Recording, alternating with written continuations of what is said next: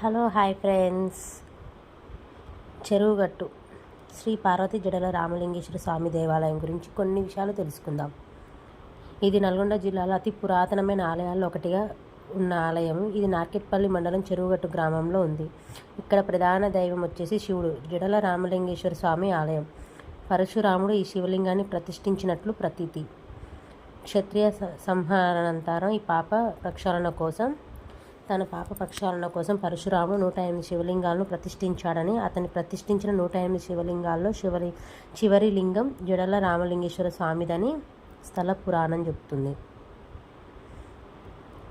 ఈ గ్రామానికి తూర్పు వైపున ఒక చెరువు, ఆ చెరువు గట్టున పార్వతీ సమేత మల్లికార్జున స్వామి దేవాలయం ఉంది. ఆ దేవాలయానికి పశ్చిమాన గల కొండపై శ్రీ జడల రామలింగేశ్వర స్వామి ఆలయం భక్తులను విశేషంగా ఆకర్షిస్తోంది.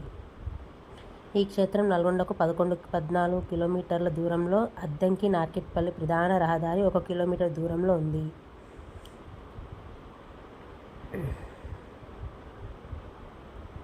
ఇక్కడి శివలింగంపై జడల మాదిరిగా రేఖలు ఉండడం వలన, ఈ శివలింగాన్ని పరశురాముడు ప్రతిష్ఠించడం వలన కొండ దిగువన పార్వతీదేవి కొలువై ఉన్న కారణంగా ఈ స్వామిని పార్వతీ జడల రామలింగేశ్వరుడుగా పిలుస్తూ ఉంటారు.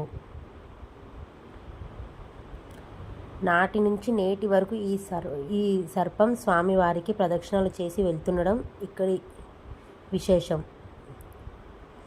ఒక సర్పం స్వామివారికి ప్రదక్షిణలు చేసి వెళ్తుంది అంట. కొండపై భాగాన 3 గుండ్లుగా పిలువబడే రాతి బండల మధ్యలోని మరొక శివలింగాన్ని కూడా భక్తులు దర్శించుకుంటారు. ఈ క్షేత్రానికి హనుమంతుడు క్షేత్ర పాలకుడిగా వ్యవహరిస్తూ ఉంటాడు.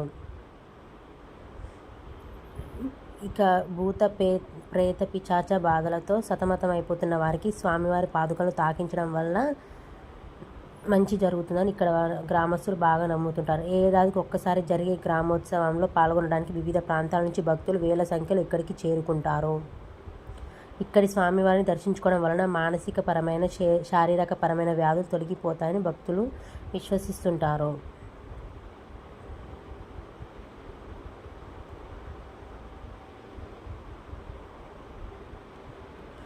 క్షత్రియ వదనాంతరం తాను చేసిన పాప పరిహార్థం దేశం నలుమూలల 108 శివలింగాలను ప్రతిష్ఠించి ఒక్కొక్క లింగం చెంత వేలాది సంవత్సరాలు తపస్సు చేసి తన తపోఫలాన్ని ఈ క్షేత్రానికి దారపోసి మానవ కళ్యాణానికి పాటుపడ్డాడు. అలా ప్రతిష్ఠించిన శివలింగాల్లో చివరిదైన 108వ శివలింగం ఈ చెరువుగట్టు క్షేత్రంలో జడల రామలింగేశ్వరుడు చివరిదని పురాణ కథలలో చెప్తూ ఉంటారు.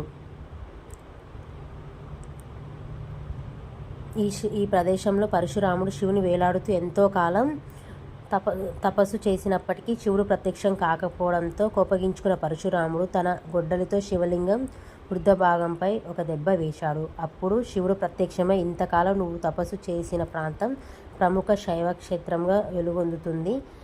కలియుగాంతం వరకు తానిక్కడే ఉండి భక్తులను అనుగ్రహిస్తారని చెప్తుంటాడు. ఈ గుండంలో స్నానాలు చేసిన వారికి సకల పాపాలు తొలగిపోతాయని భక్తులు బాగా నమ్ముతుంటారు.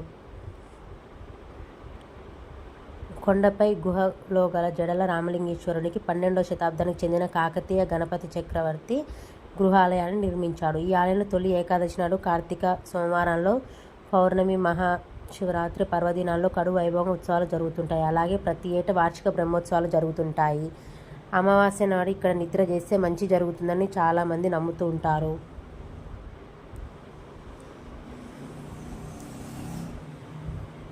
ఇక్కడ ఆలయానికి చాలా ప్రతిష్ట ఉంది. ఇది ఆలయం పైనుంచి చూస్తే ఎంతో విశాలంగా కనపడుతూ ఉంటుంది మనకు. ఇక్కడ కొన్ని వేల మంది వచ్చి దర్శనం చేసుకుంటారు. అదే